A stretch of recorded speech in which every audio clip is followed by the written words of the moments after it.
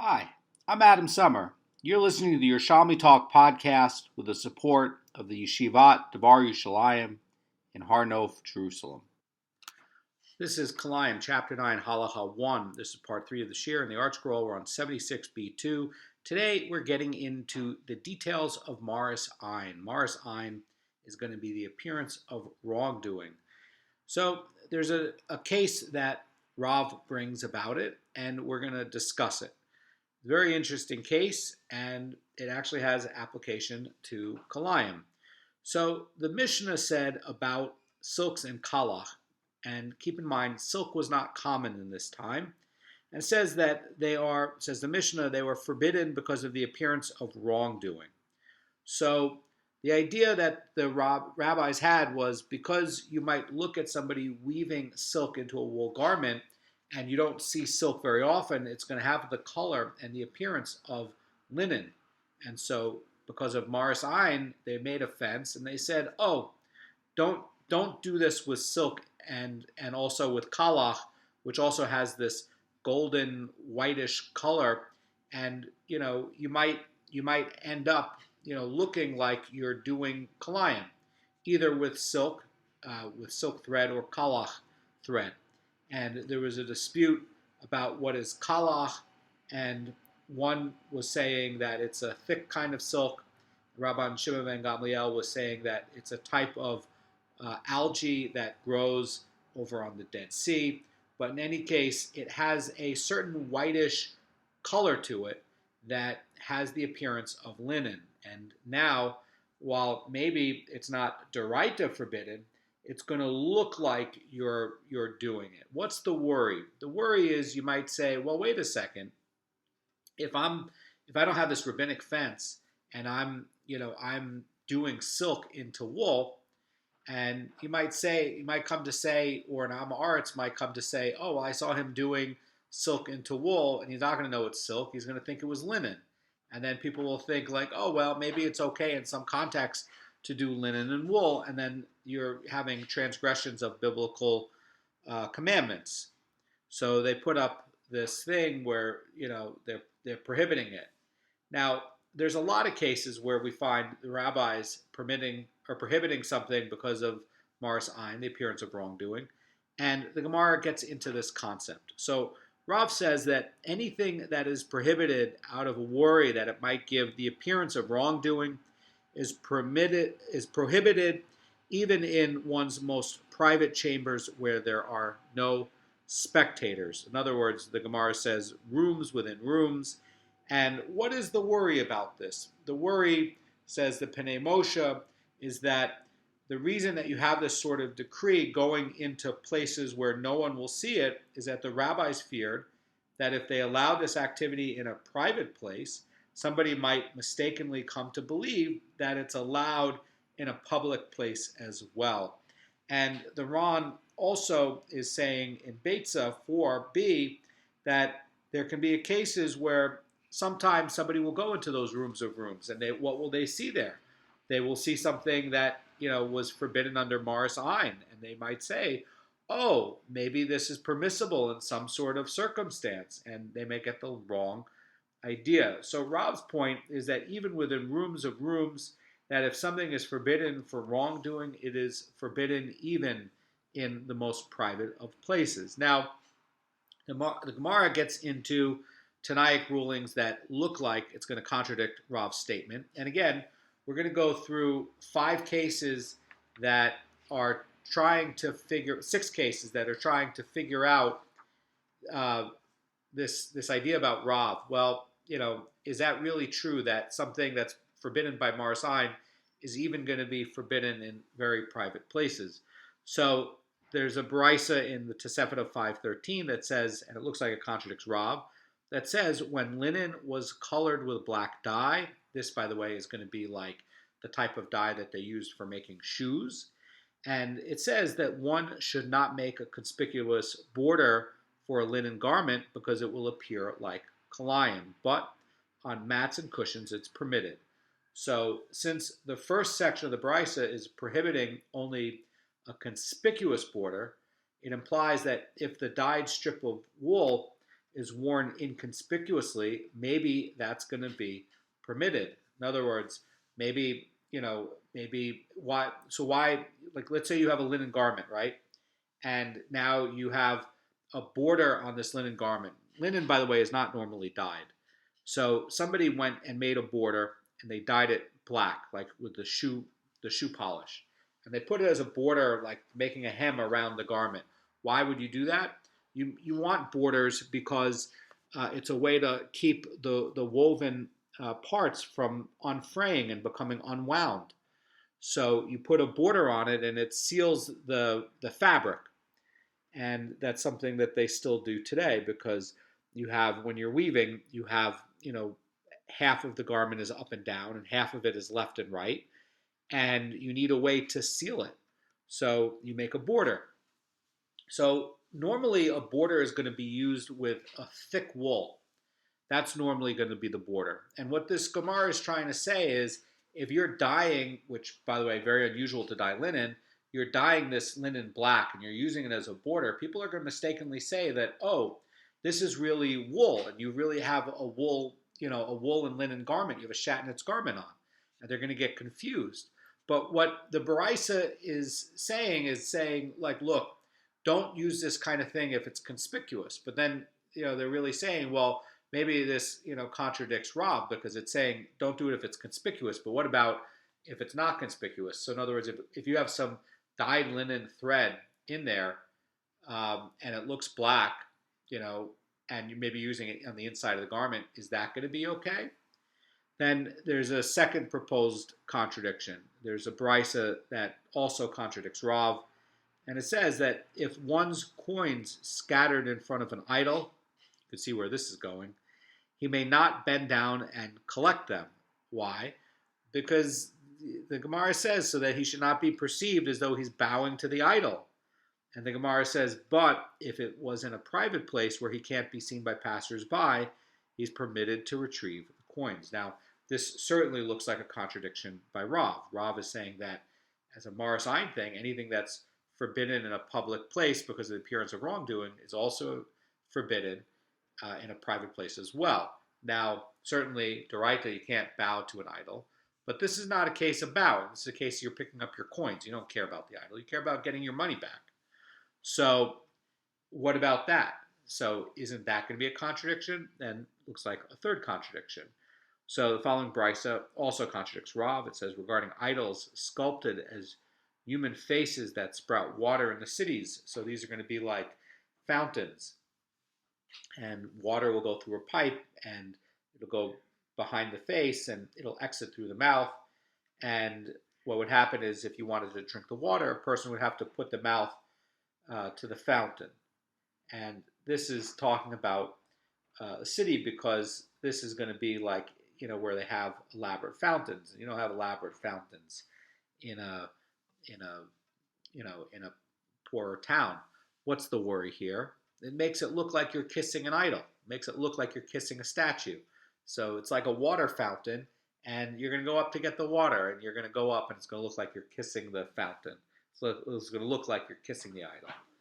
So the brisa looks like it contradicts Rav. The Gemara says regarding idols sculpted as faces, human faces that sprout water in the cities, one may not place his mouth on the mouth and drink the water, so that he should not be perceived as though he's kissing the idol. But if this was done in a private place, it's permitted. So the question is, well, wait a second. So if nobody can see you, can you drink the water directly from the idol's mouth? So this certainly looks like something that is counter to what Rav is saying. So, we see that perhaps something forbidden in a public place because of the appearance of wrongdoing might be permitted in a private place where nobody can see him. Now, again, that's, certainly you can't go kiss an idol, but you're not kissing the idol in this case. You just want the water, okay? So what are you doing? You're getting the water. Now, if this is going to be a statue that is clearly not an idol, and you're going and looking at it, it might look like you're treating this like an idol. That's also going to be an issue. So there's a fourth contradiction. Now they're going to pull a contradiction from a Mishnah, and this Mishnah is going to be over in in Chulin 2:9, and the Mishnah contradicts Rav, says the Gemara. It says that we may not slaughter an animal over a pit so that the blood will fall into the pit, because this is a heretical practice. So it was a practice, says the Rosh Cirilio, of the heretics to gather the blood of the slaughtered animals in a pit and eat over it. Now, why would that be a heretical practice? Well, the Torah says that you're supposed to bury the blood. So this is really like throwing off the yoke of Torah. And so this is an open act of defiance against Torah. So instead of going and burying the blood, they would eat over it and do it in a public way. So they would have like a big party over the blood and dafka show that they're not going to be following the Torah. The Gemara continues from what the Mishnah is saying, and it says from this Mishnah, but one may make a pit in his house and slaughter on an incline near the pit in order that the blood should flow into it and not soil his house. However, one may not do it in the street, so that to lend support to the practices of heretics. Why? Because it would give the appearance that he's following the heretics. Now, although slaughtering near a pit is forbidden in the street because of the appearance of wrongdoing, it is permitted in one's house where no one will see him. So we see that something forbidden because of the appearance of wrongdoing might be permitted in a private place. The Bavli is maintaining that Rav is extending an appearance of wrongdoing prohibition to a private place only when the act appears like wrongdoing in all locations. And the advantage of the private place is merely that there are no observers. So since the people would be there and see the act, they would think it's a violation. So it is forbidden in the private place despite the absence of onlookers. And in regard to the slaughter in a pit, if you're doing it in the home, it's inherently different from the street, since anybody seeing him do it in the home will realize that his motive is to keep the house clean and not follow heretics. A fifth contradiction, and so basically, there's a question that, in a house, are you going to be allowed to slaughter over a pit because maybe it looks like this heretical practice? So then there's a fifth contradiction, and why? What are you going to be doing with the pit, by the way, in your house? You can cover it, right? So you can cover it up after. So, what the heretics were doing is they were leaving it. And in the case of doing it in your house, you're not going to just leave a pit of blood in your house. You're going to cover it. And, if you're doing shechting in your house, which I don't know why you do it, but let's say you're doing it, you don't want the blood getting all over your, usually in this time would be a dirt floor, getting all over your dirt floor. Now, there's a fifth contradiction, and there's another Mishnah that looks like it contradicts Rav, and we learned in a Mishnah over in Shabbos 22:4, that's going to be in Bavli Shabbos 146b, that if somebody's clothes became soaked with water on Shabbos, he may continue to walk with them in the road, and the Mishnah states that when he reaches the outermost courtyard of the town that is going to be his destination, he may spread them out in the sun to dry, but he may not spread them out before people in an area open to public view, because the onlookers might suspect him of washing the clothes on Shabbos. So we see that something forbidden in a public area because of the appearance of wrongdoing might be permitted in a private courtyard. Now, it's forbidden to take something out of the private domain into the public domain, and you can't do that on Shabbos. And we know that that's basically the first Mishnah of Shabbos. So it's also forbidden to pour out water and do that in the private domain. Okay. So what we're going to be getting at over here is, what about if you have a drainage channel? So that's what the next case is going to say. So this last contradiction comes like this: that there's a brisa that looks like it contradicts Rav, and this brisa is dealing with pouring out wastewater into the private domain on Shabbos if the water is now going to flow from the the private domain into the public domain. So maybe there's like a drainage pit or a drainage channel, and it's going to carry it away. So in this respect, we learn from the Mishnah that this is a Mishnah over in Eruvin 8:9, where it says that if there's a drainage channel running from a private domain to a public domain, even if the channel is covered in the first 4 amos or more in the public domain, in the public domain, one may not pour wastewater into it in the Shabbos. So, although simply pouring the water into the channel within your private domain does not violate biblical law, the rabbis were forbidding it out of concern that the water will forcefully flow out of the uncovered section of the channel into the street. And says Rosh Aurelio, a passerby will think that the person poured it out near the exit of his yard and intentionally sent it flowing into the public area.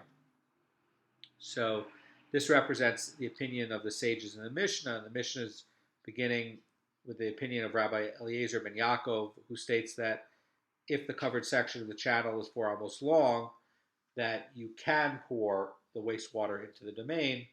But the sages are saying that even if the covered section is 100 amos long, it's forbidden to pour water directly into the channel. So the Gemara says that it was taught in a Baraisa that the permit stated in the Mishnah is qualified, and it depends on whether the roof drains to the yard is going to be through a horizontal or vertical drain pipe. So the Gemara says that if there was a gutter running alongside the roof and water from the roof drained into the gutter from which it falls down to the drainage channel in the yard, it is permitted to pour the water onto the roof on Shabbos. Now, water falling from a gutter from roof level into a channel does not rush into the street. So, why? Because, if it's spilling into the channel, there's no outward pressure. It's just sort of dripping out or flowing, and it's not like being, forced like you're throwing a bucket of something. So considering that any unabsorbed water is going to flow out of the street gently, nobody's going to think that he deliberately poured it out into the street. So there's no appearance of wrongdoing. And the Gemara says during the rainy season, it is permitted even to pour water onto a roof that has a drain pipe. So ordinarily, one may not pour water onto the roof of Shabbos if the drain pipe is going to carry it into the yard. And again, dealing with the water going from the private domain into the public domain. And the reason is that in this case, the unabsorbed water will rush into the street, and people will think that he poured it there deliberately. But in the rainy season, drain pipes usually gush rainwater, so there's no surprise. Now, Bar Kapara says this further in this brisa, that if it was in a private place, then the use of the drain pipe is permitted at all times. And so this is what makes it look like it contradicts the view of Rav, since somebody's permitting them to do it in private. Now again, these are all going to be allowed d'oraita, but forbidden because of Marit Ayin by the rabbis. So the Gemara is going to conclude that all these Mishnahs and Baraisas contradict Rav, and there's no way to reconcile them with his opinion. And, basically, Rosh Aurelio is going to note that this Yerushalmi supports the view of Rabbeinu Nisim Goan, and that the Halacha does not accord with Rav. Now, there are others who explain this to mean that these Mishnahs and Baraisas are not halachically valid because they are at odds with Rav's principle. So it might be, says the Rosh, that the Yerushalmi supports the view of Rav, and the Rosh is also the Rif and the Rosh are ruling in accordance with Rav. So regarding what is the Bavli going to say? This comes up in Beitza 9a, and it's going to challenge Rav from the Mishnah and teach that one whose clothes have become soaked in Shabbos is permitted to spread them out to dry in private, but not public.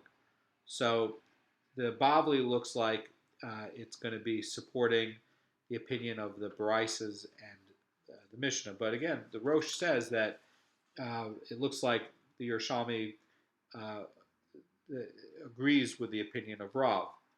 Now, the Mishnah teaches that in the case of mats and cushions that contain wool and linen, it is permitted to rest on them provided one's skin does not touch them. So when you look, the Gemara looks like it's quoting part of a Baraisa because actually the Mishnah that is being quoted here is not literally the Mishnah's language, and the Gemara is paraphrasing it. So that's very unusual that the Yerushalmi will do that. And perhaps what the Gemara is going to be trying to get into a restrictive ruling that is going to be saying that there's no Shatnets at all in the mat or the cushion, and you only have a problem sitting on it if it contains actual Shatnets and is actually touching your skin. So, and again, this is going to be dealing with the following leniency. The Gemara says that this was stated regarding a mat or cushion that is empty, but regarding a mat or cushion that's filled, it's forbidden to rest on it even if the skin does not touch it.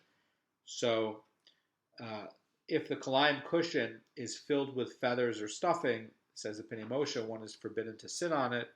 And this is because when he sinks into it, the sides will bend up and rest on him, and he will then transgress the prohibition from Vayikra 19:19 not to allow Kilayim to come upon himself. Now, in Kilayim, there are two laws within it for the Shatnets. One is not to wear it, and the second, that I think a lot of people don't realize, is not to allow it to come upon yourself. And that's why if the cushion is going to be empty, it's not going to rise up and come up onto your side. But where it's filled, then when you sit and rest on it, it's going to come up onto you. And so the other worry here is going to be that, even though there's a barrier between the cushion and your skin, that since there's a concern that there could be loose threads that might come wrapped over him, and then what will happen is you might end up getting warmed by it. You might be getting warmed by the cushion, and indirectly even a tiny amount by the thread, and then you would have benefited from Shatnets. So even a tiny thread is going to be an issue. And what about walking barefoot on a carpet containing Shatnets? Well, that's also going to be an issue because, again, these little fibers, you don't expect much from them, but actually it does play a factor in the halacha. Now, there's another qualification of the Mishnah's leniency, and it says that this permit applies only where the mats or the cushions were placed on a hard bench, but if they're placed on a soft bench, even an empty mat or cushion is going to be forbidden. And the idea, says Rosh Cirilio, is that when the cushion is placed on a soft bed, even if it's empty, it will give in when somebody sits on it, and it will cause the sides to bend up and come on him. That's going to be the problem. Now, the Gemara looks at another law regarding Shatnets, and it says, consider a case where someone was walking in the street and was found to be wearing Kilayim. Two Amorim debate what to do. One of them says that he's forbidden to continue wearing the garment, must disrobe even in the street. And the other says that he's permitted to wear the garment until he reaches a private area. And the Gemara explains that the Amorim are actually not in a dispute. It's actually not a maloket. The Gemara explains that the one who says that it's forbidden refers to Kilayim that's prohibited according to biblical law, like, in this case, actual, like a sweater that actually has like linen and wool in it. That's actually d'oraita. We're not talking about like silk and wool. So such a garment should be removed immediately, even in the street. And the one who says that it's permitted to is going to refer to Kilayim prohibited only by rabbinic decree. Again, like in this case, like the kalach or the silk and the wool. And the Gemara says that this is in accordance with the opinion of Rabbi Zera, who said the honor of the public and human dignity is so great that it temporarily overrides the negative commandment. So that this is basically saying that uh, he gets a leniency on this because it's D'Rabbanan, but everybody agrees that if this was D'Oraita, that you would have to remove it right away. There's a brisa that taught we are not particular about the presence of a corpse, nor about the presence of Kilayim in somebody's garments in the study hall. So, although a Kohen is not allowed to be under the same roof with a corpse because it transmits tumas ochel. Um, so, if somebody died in the Bet Midrash, we don't inform the Kohanim immediately that they must interrupt the studies and leave.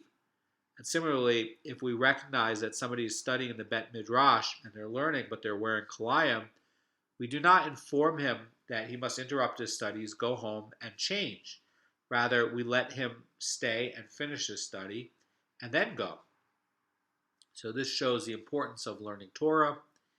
And there's an incident that illustrates this ruling. Rabbi Yossi was sitting and teaching in the study hall, and there came to be a corpse there, and any Kohen who left, he did not say anything.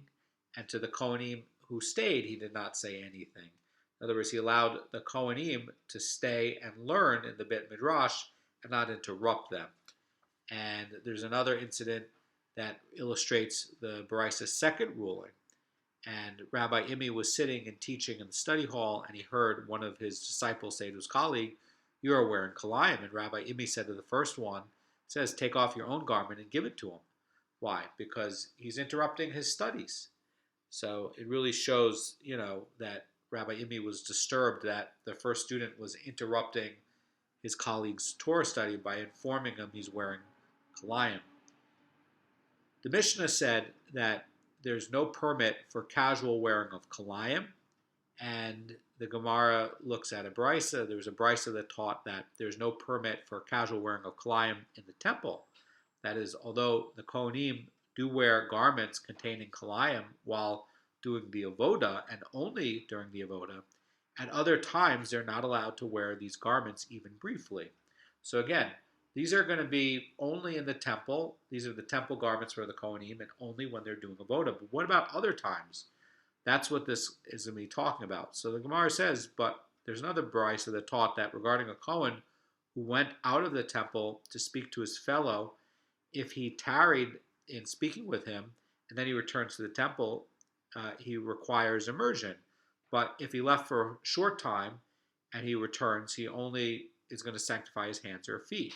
So this brisa must be talking about where Kohen was wearing his garments, and otherwise he would not need to immerse himself before resuming the temple service, even if he did not tarry outside.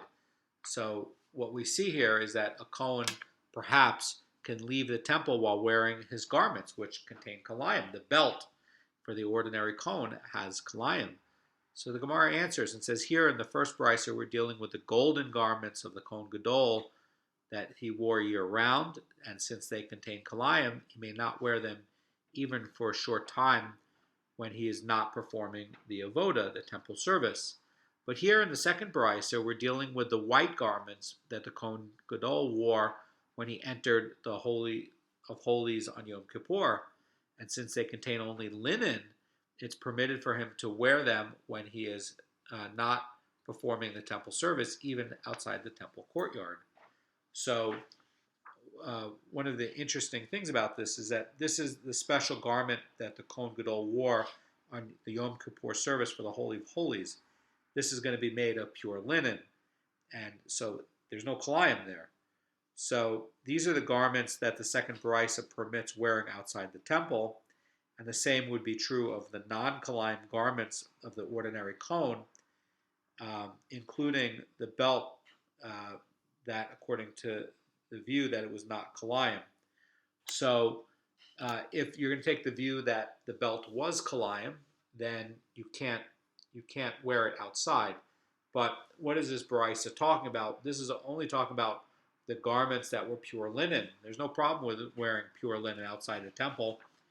So the Gemara looks at the Mishnah's ruling that mats and cushions are not subject to Shatnets. And Scripture says over in Vayikra 19:19, it says, "A garment of Shatnets mixture shall not come upon you." And based on this verse, it is forbidden only to have a Shatnets garment upon you, but it is permitted to spread a Shatnets garment under you. So the idea, says the Pnei Moshe, is that even though the garment provides warmth to the underside, this is the source of the rule that the mats and cushions are permitted. So under biblical law, even a soft mat might be placed underneath you. However, the sages said one may not do so, so that a single thread may not go up onto his skin and cause him to transgress the Kilayim prohibition. So Rabbi Kanievsky says about this that even if a single thread folds up on the person's body, he transgressed the Kilayim prohibition, and even if the Shatnets is of a different part of the garment, then we're seeing is that the Gemara refers to a thread that is sufficiently thick to warm that part of the body which it wraps, and alternatively it might even refer to a very thin thread. But nonetheless, since the thread is upon him, and the main part of the garment warms him from underneath, it's deemed as if he's being warmed by a Shatnet's garment that is upon him. Now, the Pnei Moshe says about this that if he sits on a soft mat or a cushion and sinks into it, such that it comes upon him and warms him, he transgresses the Shatnet's prohibition. And for this reason, the rabbis prohibited resting directly on the mats or cushions that contain Shatnets.